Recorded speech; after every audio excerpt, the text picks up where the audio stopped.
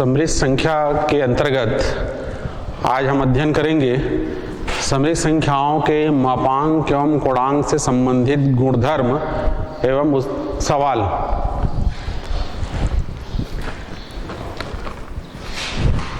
गुणधर्म के अंतर्गत ये पहला एक कथन में ले रहा हूं।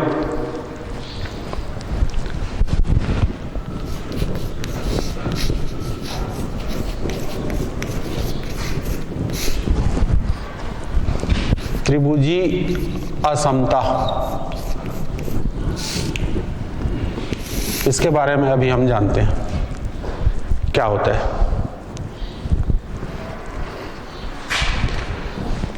इसके बारे में अभी हम अध्ययन करेंगे। कथन।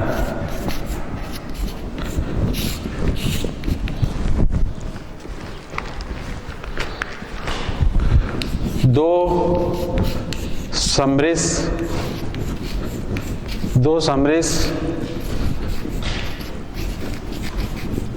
संख्याओं के योगफल का मापांक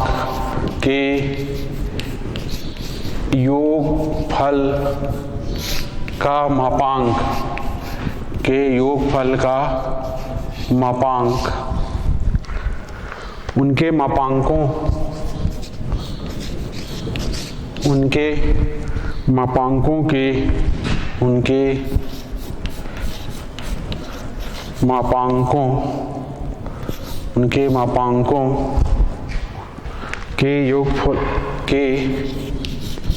के योगफल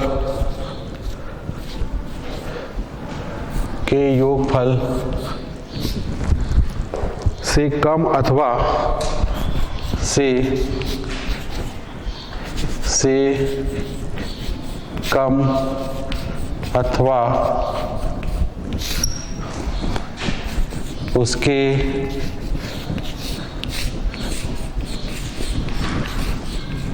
बराबर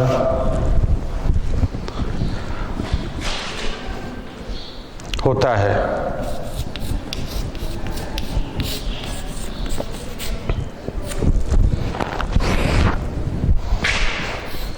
Mod of Z1 plus Z2 is less than or equal to mod of Z1 plus mod of Z2।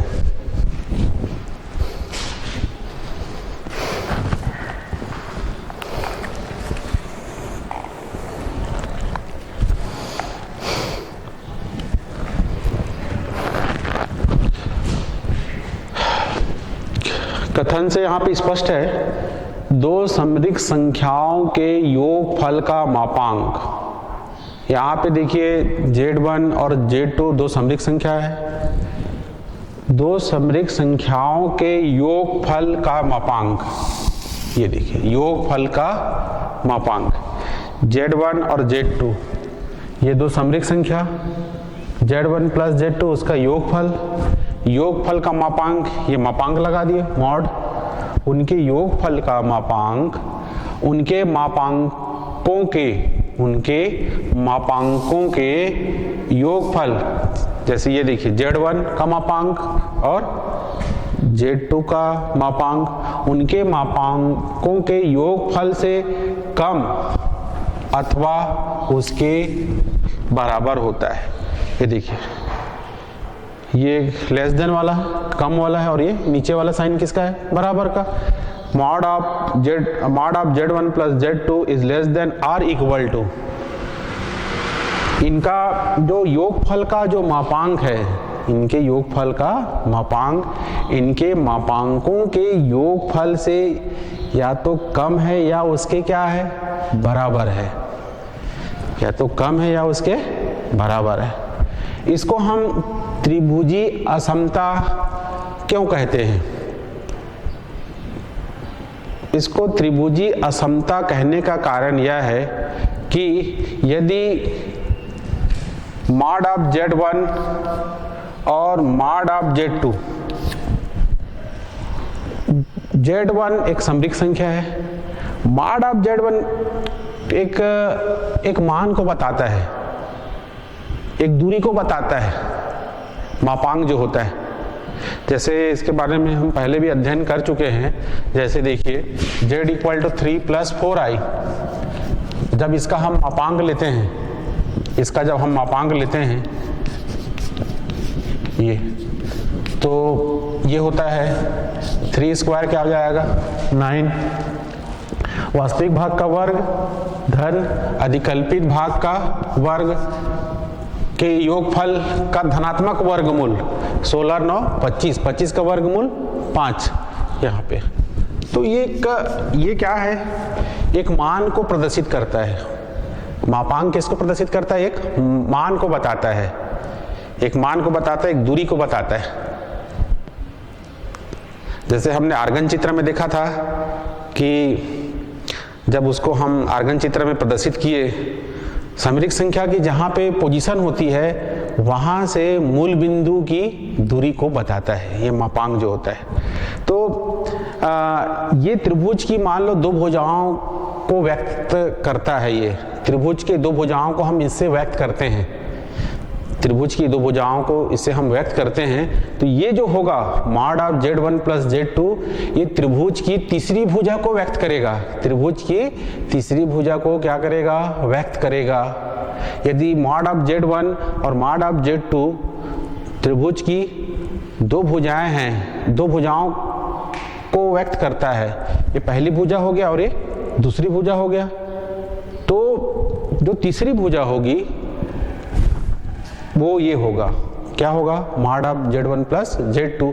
और हम यह जानते हैं कि त्रिभुज के दो भुजाओं का जो योगफल होता है, त्रिभुज के दो भुजाओं का योगफल तीसरी भुजा से क्या होती है, अधिक होती है या तीसरी भुजा के बराबर होती है, तीसरी भुजा से अधिक होती है या तीसरी भुजा के बराबर होती है। त्रिभुज के दो भुजाओं का जो योगफल होता है वो ये इस तरीके से देख लीजिए। जैसे ये हमने एक त्रिभुज ले लिया, ऐसा ये त्रिभुज ले लिया, एक mod ऑफ z1 से रिप्रेजेंट हो रहा है, सिर्फ इसको हम प्रदर्शित कर रहे हैं, दूसरा को हम mod ऑफ z2 से। तो ये हमारा जो कथन क्या कहता है, हमारा कथन यह कहता है कि अगर हम इसको त्रिभुज के दो भुजाएं लेती हैं, त्रिभुज के दो भुजाएं लेते हैं, तो जो तीसरी भुजा होगा, तीसरी भुजा इसको व्यक्त करेगा, किसको, mod ऑफ z1 + z2। और हमारा जो प्रॉपर्टी क्या है, हम जानते यह है कि त्रिभुज के दो भुजाओं का जो योगफल होता है वो तीसरी भुजा से क्या होती है, बड़ी होती है या तीसरी भुजा के बराबर होती है, तीसरी भुजा से बड़ी होती है या तीसरी भुजा के क्या होती है, बराबर होती है। ये देखिए यहाँ पे ये इनका जो योगफल है इससे या तो बड़ा है या इसके क्या है, बराबर है, इसलिए इसको हम त्रिभुजी असमता कहते हैं। ये हो जाएगा mod of z1 + z2।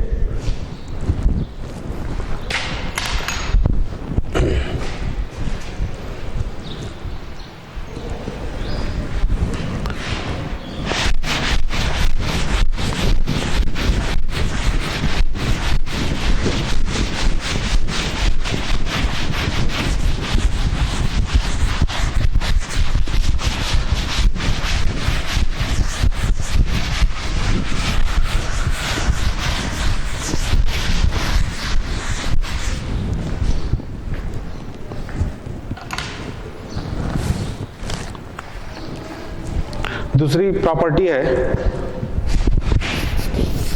mod of z1 * z2 is equal to mod of z1 * mod of z2।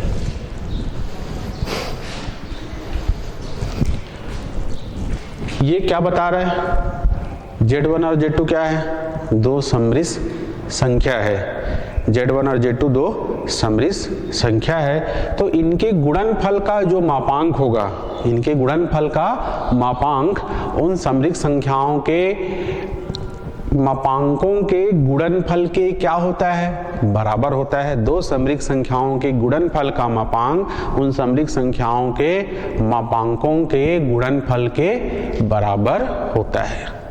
कहने का मतलब यह है कि अगर हम Z1 और Z2 को पहले गुणनफल निकालते हैं, क्या निकालते हैं, गुणनफल निकालते हैं, फिर उसका हम क्या लेते हैं, मापांक लेते हैं। क्या लेते हैं, उसका मापांक लेते हैं। इसका जो मान आएगा इनके अलग अलग मापांकों के गुणनफल के क्या आएगा, बराबर। हम Z1 का मापांक अलग निकाले, Z2 का मापांक हम अलग निकाले, फिर उसको आपस में हम क्या किए, गुणा किए, तो ये रिजल्ट और ये रिजल्ट आपस में क्या होता है, बराबर होता है। आप खुद स्वयं अपने से कुछ उदाहरण लेके आप जांच सकते हैं उसको, दो समृद्ध संख्या लेके आप स्वयं उसको जांच कर सकते हैं। तीसरा देखिए, दो समृद्ध संख्याओं के भागफल का मापांक, दो समृद्ध संख्याओं के भागफल का मापांक उनके मापांकों के भागफल के बराबर होता है, उनके मापांकों के भागफल के बराबर होता है। Mod of Z1 upon Z2 is equal to mod of Z1 divided by mod of Z2, ये होता है।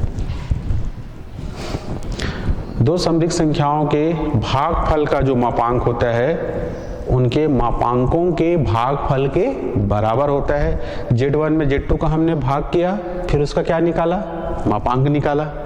यहाँ पे हम Z1 का मापांक निकालते हैं और Z2 का मापांक निकालते हैं। Z1 के मापांक में हम किसका मापांक को भाग करते हैं, Z2 के मापांक को भाग करते हैं, तो ये रिजल्ट और ये रिजल्ट दोनों आपस में बराबर होता है।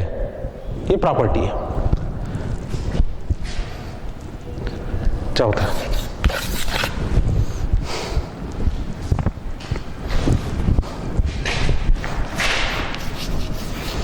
Argument of Z1 into Z2 is equal to argument of Z1 plus argument of Z2।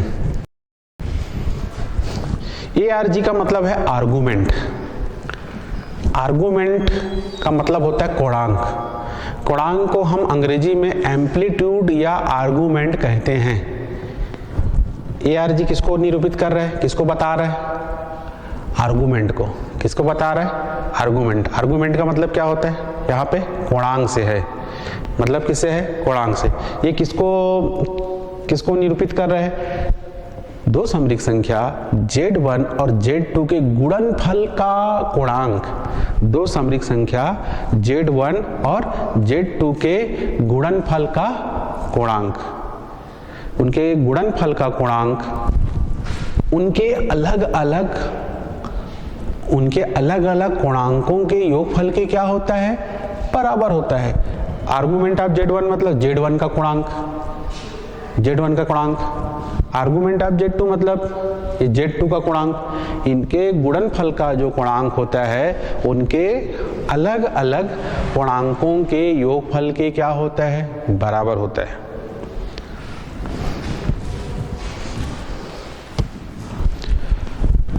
अब अगला देखिए, नंबर 5,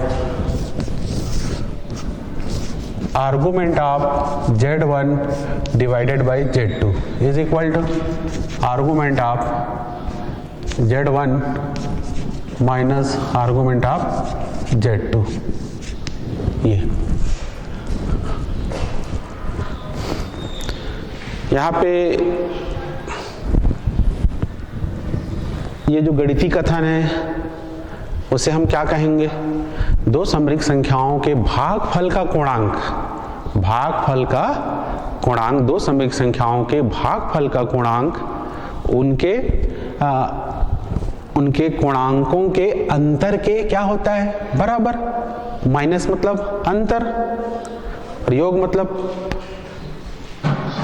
का मतलब प्लस से, माइनस अंतर। उनके दो समृद्ध संख्याओं के भागफल का कोणांक, भागफल का कोणांक उनके कोणांकों के अंतर के बराबर होता है। उनके गुणांकों के अंतर के बराबर होता है। तो ये हो गया समरिक संख्याओं से समरिक संख्याओं के मापांक एवं गुणांक से संबंधित कुछ गुणधर्म हो गए। इसको आपको याद रखना है और इसका सवालों में इसका उपयोग होता है, इसका प्रयोग होता है सवालों में, तो इसको अच्छे से आपको अपने नॉलेज में रखना है।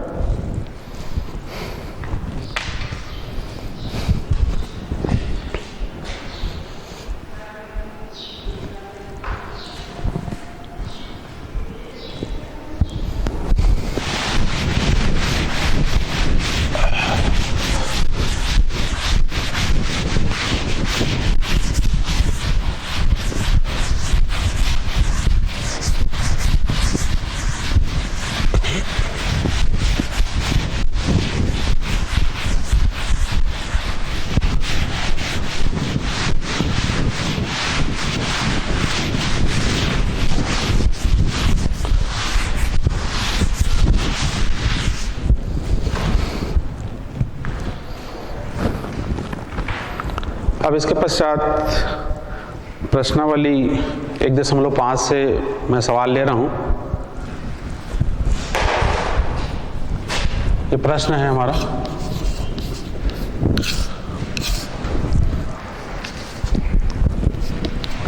यदि आर्गंड रेखा पर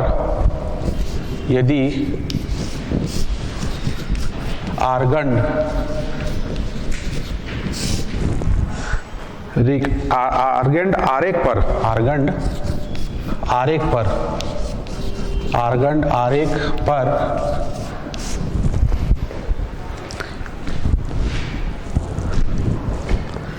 बिंदु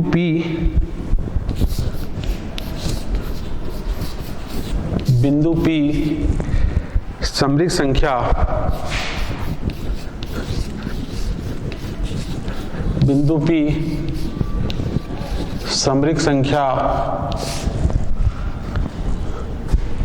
z equal to x plus I Y को निरूपित करता है,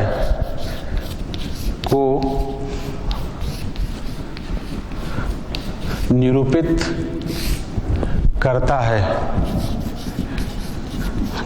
करता है तो P का बिंदु पद ज्ञात कीजिए। P का बिंदु पद ज्ञात कीजिए।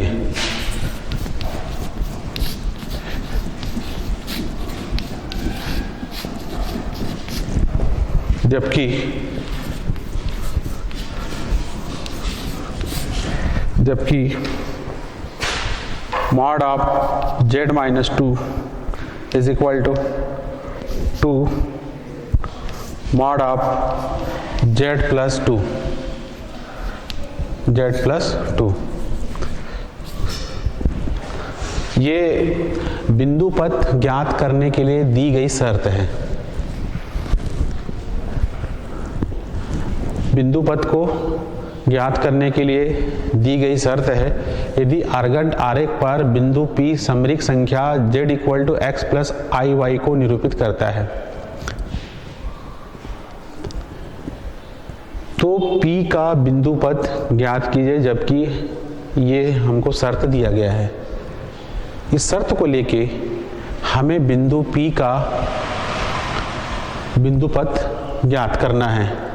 तो इसके लिए हम क्या करते हैं, इसके लिए हम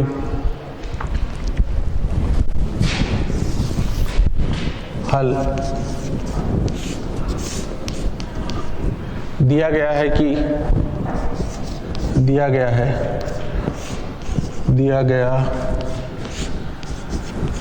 कि mod of z minus 2 is equal to 2 mod of z plus 2।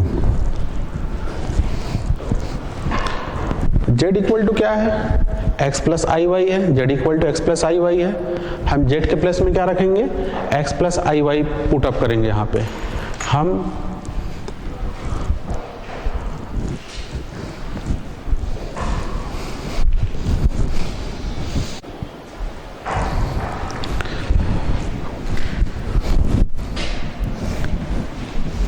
तो यहाँ पे इसको हल करने के लिए हम क्या करते हैं, इसको हल करने के लिए हम z के स्थान पे x प्लस आई वाई रखते हैं यहाँ पे। तो ये हो जाएगा हमारा x plus I Y minus 2 is equal to 2 mod of z plus 2 में यहाँ पे हम z के स्थान पे x प्लस आई वाई रखेंगे, x प्लस आई वाई प्लस 2। अब इसमें हम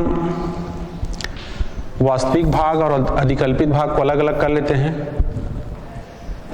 ये x और ये माइनस 2 वास्तविक भाग है, mod of x minus 2 plus I Y is equal to 2 mod of x plus 2 plus I Y. ये अब ये क्या है, ये मापांक है, ये मापांक है ये। अब इसका हम मापांक लेंगे। मापांक के संबंध में आप पढ़ चुके हैं, अभी भी बताया था मैं। ये वास्तविक भाग और ये अधिकल्पित भाग, तो उनके वर्गों के योगफल का हम क्या लेते हैं, धनात्मक वर्गमूल। उनके वर्गों के योगफल का धनात्मक वर्गमूल। तो ये हो जाएगा हमारा under root x minus 2 whole square plus Y square is equal to 2 under root, वास्तविक भाग क्या है, x प्लस 2 है, x plus 2 whole square plus Y square.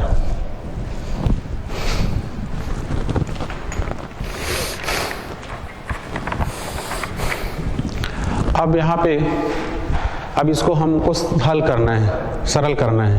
तो सबसे पहला काम हम क्या करेंगे, रूट को हटाएंगे।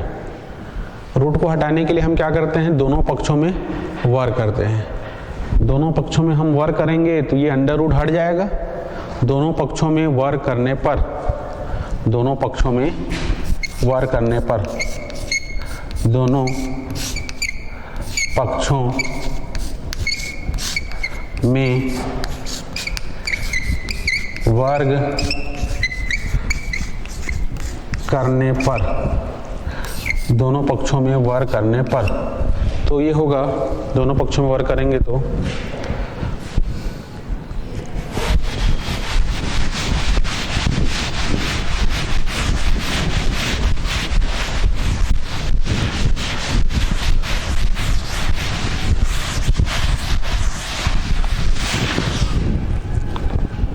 अंडर रूट हट जाएगा। तो ये हमें मिलेगा x minus 2 whole square plus Y square, ये 2 का वर्ग होगा, 2 का वर्ग 4, कोष्टक में x धन 2 का वर्ग धन y वर्ग, ये हो गया। अब इसको जो सर्वसम्मिका है a minus B whole square और इसको a plus B whole square से इसको ओपन कर देंगे, इसको प्रसार कर देंगे। तो ये हो जाएगा हमारा X square plus 4 minus 4x plus Y square is equal to 4। अब इसको ओपन कर देते हैं, X square plus 4 plus 4x plus Y square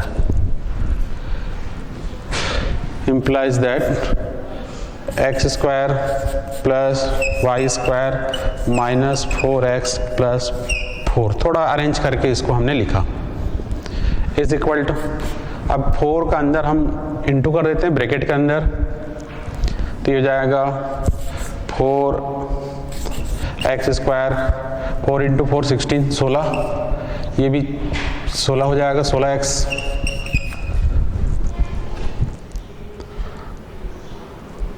plus 4y square. अब यहाँ पे देखिए हम इसको पक्षांतर कर लेते हैं, एक तरफ ले आते हैं, एक्स स्क्वायर वाले पद को एक साथ रख लेते हैं। X square minus 4x square plus Y square minus 4y square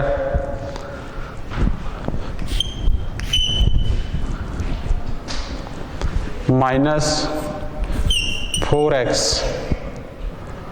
और ये इधर आ जाएगा, पक्षांतर कर लेंगे तो ये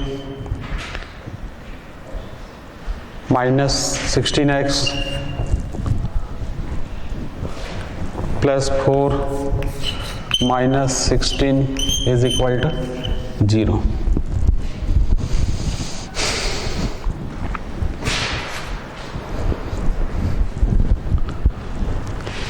x square minus 4x square, ये हो जाएगा minus 3x square, Y square minus 4y square minus 3y square, ये 16x और ये 4x, ये हो जाएगा 20x माइनस 20x, और ये 16 में 4 घटेगा तो ये हो जाएगा minus 12 is equal to 0।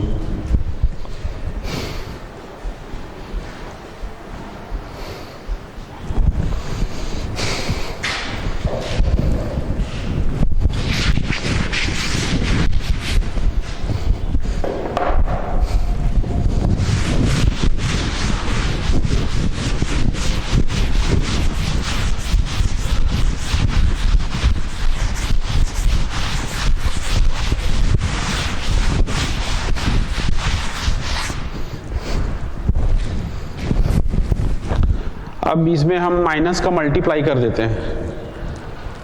Minus का मल्टीप्लाई कर देंगे तो ये सारे जितने माइनस वाले टर्म्स हैं ये सब प्लस हो जाएंगे, माइनस इंटू माइनस प्लस, तो ये हो जाएगा, it implies that 3x square plus 3y square plus 20x plus 12 is equal to 0। ये होगा हमारा दी गई बिंदु P का बिंदु पथ एक समीकरण के रूप में हमें प्राप्त हुआ।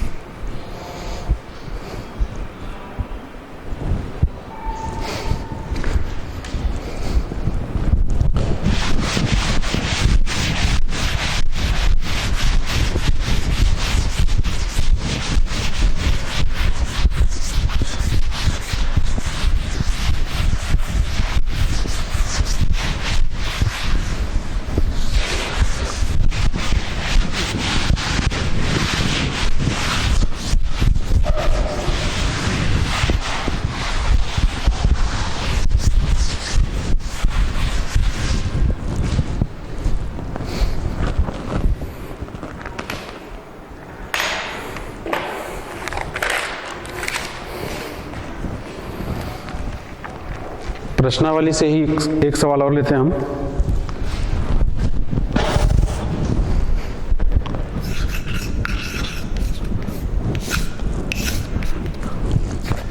सिद्ध कीजिए कि समरिक संख्याओं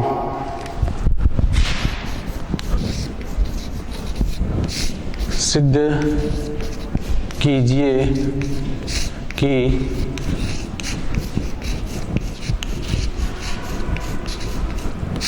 समरिक संख्याओं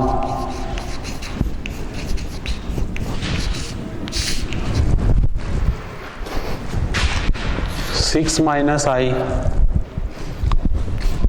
7 प्लस 3i 8 प्लस 2i और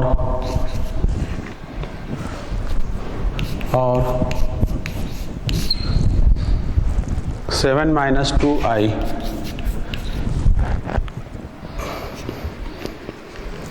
को निर्मित करने वाले बिंदु को निर्मित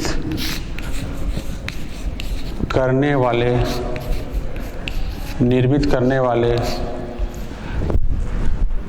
बिंदु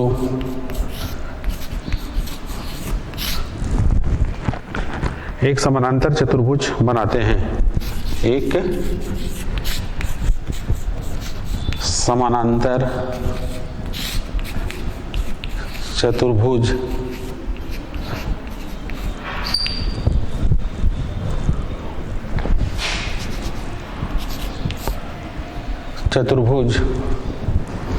बनाते हैं।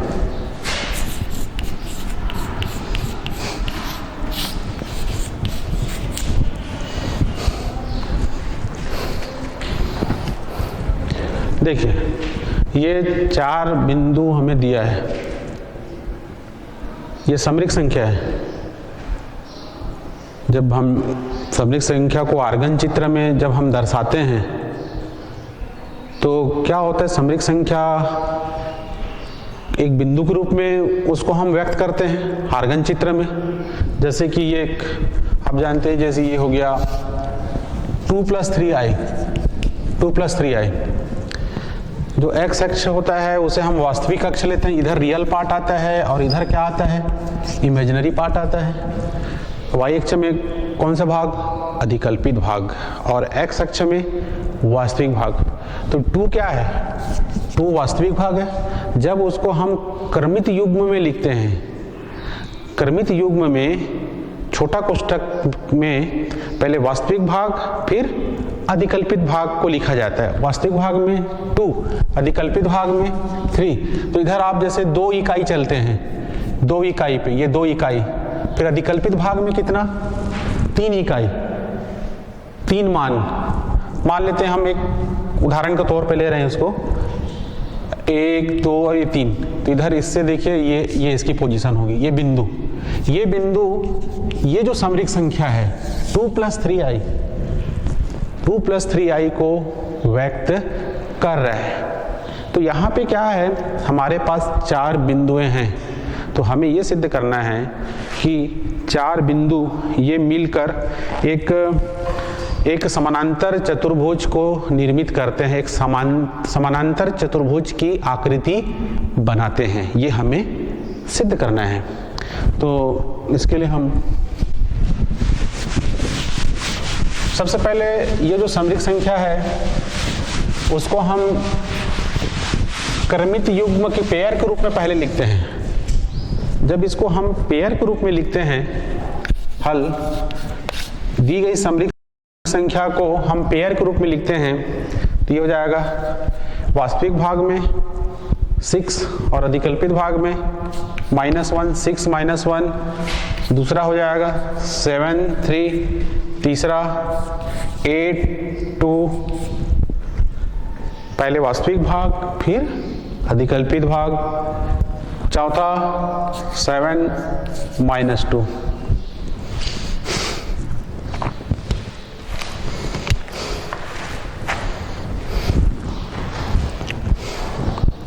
ये 4 बिंदुएं हैं, हमने इसको क्रमित युग्म के रूप में लिख लिया। तो ये देखिए, अब ये एक समानांतर चतुर्भुज को निरूपित करते हैं।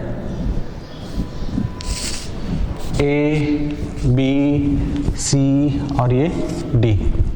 पहला ये बिंदु A के लिए 6 - 1, B का निर्देशांक 7 3, C का निर्देशांक 8 2 और D का निर्देशांक 7 - 2।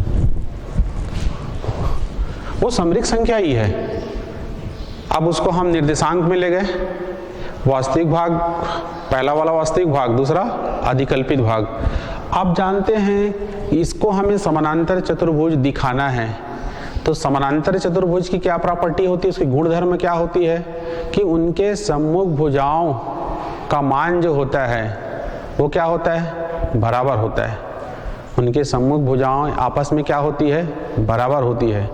तो सम्मुख भुजा देखिए, ए बी का सम्मुख भुजा CD, AB का सम्मुख भुजा CD और BC का सम्मुख भुजा AD।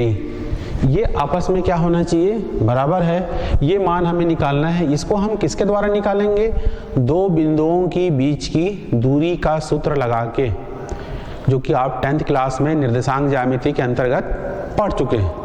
ये सूत्र आता है, दो बिंदुओं के बीच की दूरी, ये सूत्र हम लगाते हैं under root x2 minus x1 whole square plus y2 minus y1 whole square.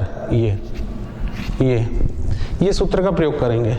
इसमें से किसी एक को हम x1 y1 लेंगे और एक को x2 और y2 लेंगे, वो आपके ऊपर है, किसी को भी आप ले सकते हैं। अब देखिए, अब हम a b निकालते हैं। a b में हम मान लेते हैं ये हमारा x1 y1 है और ये क्या है हमारा x2 और y2 है। तो ये हो जाएगा 7 माइनस 6 होल स्क्वायर प्लस, अब यहाँ पे फार्मूला में माइनस है और इसमें भी माइनस है, तो माइनस इंटू माइनस क्या हो जाएगा, प्लस हो जाएगा। तो ये हो जाएगा plus 1 whole square A B, ये 7 में 6 गया, एक का वर्ग हो जाएगा 1, और ये 3 और 1 4 का वर्ग 16, ए बी बराबर अंडर रूट 17। उसी प्रकार से अब हम निकालते हैं C D.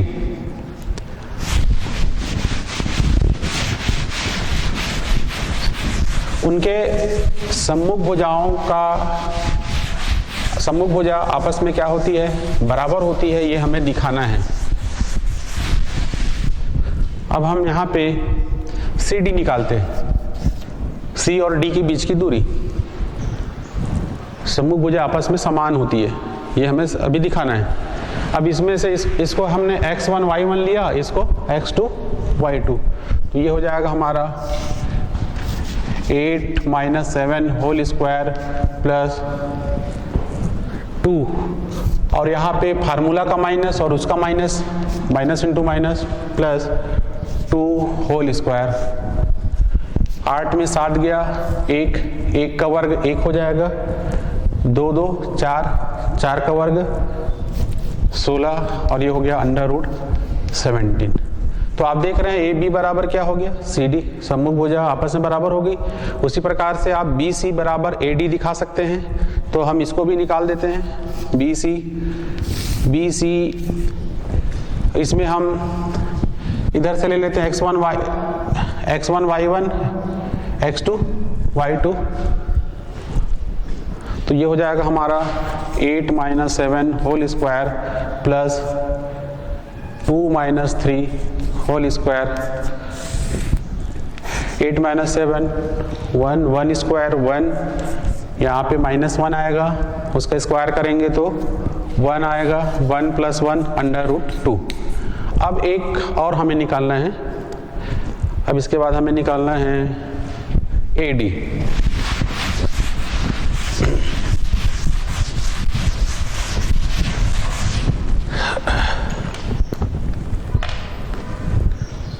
AD x1 y1 x2 y2, तो ये हो जाएगा 7 minus 6 whole square plus minus 2, और यहाँ भी माइनस है, minus minus plus 1 whole square, तो ये हो जाएगा 7 माइनस 6 1 स्क्वायर 1, यहाँ पे माइनस 1 का स्क्वायर प्लस 1 अंडर रूट 2। तो आपने देखा कि हमें क्या प्राप्त हुआ, हमें प्राप्त हुआ ए बी बराबर सी डी एवं बी सी बराबर ए डी, ये हमें प्राप्त हुआ। ये समानांतर चतुर्भुज की प्रॉपर्टी है कि उसके सम्मुख भुजाएं आपस में क्या होती है, बराबर होती है। तो इस प्रकार से ये चारों बिंदु किसको निर्मित करते हैं, एक समानांतर चतुर्भुज को निर्मित करते हैं, सिद्ध हो जाता है। तो इसी के साथ हमारा आज का यह पीरियड समाप्त होता है, और साथ में यह पूरा हमारा ये समरिक संख्या जो चैप्टर है ये भी हमारा समाप्त होता है।